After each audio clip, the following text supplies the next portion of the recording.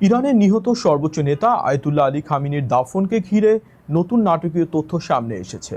মার্কিন সংবাদ মাধ্যম দ্য নিউ ইয়র্ক টাইমসের প্রতিবেদনে বলা হয়েছে, খামিনির ছেলে মোস্তফা খামিনি বাবার জানাজায় প্রকাশ্যে অংশ নিতে চাইলেও নিরাপত্তার কারণে এখন পর্যন্ত তাকে অনুমতি দেওয়া হয়নি। প্রতিবেদনে বলা হয়, আগামী ৯ জুলাই মাশহাদের ইমাম রেজা মাজারে বাবার দাফনে উপস্থিত হয়ে জানাজার নামাজে ইমামতি করতে চেয়েছিলেন ৫৬ বছর বয়সী মোস্তফা। তবে ইরানের নিরাপত্তা কর্মকর্তাদের আশঙ্কা, তিনি প্রকাশ্যে এলে ইসরায়েল তাকে লক্ষ্য করে হামলা চালাতে পারে অথবা তার অবস্থান শনাক্ত করতে পারে। এ কারণে মোস্তফা এখনও আত্মগোপনেই রয়েছেন। এমনকি যুদ্ধের প্রথম দিন নিহত তার স্ত্রী, কিশোর ছেলে ও পরিবারের অন্য সদস্যদের স্মরণে আয়োজিত অনুষ্ঠানেও তিনি উপস্থিত হননি। এদিকে খামেনির ৬ দিনের জানাজা কর্মসূচি শুরু হয়েছে তেহরানে।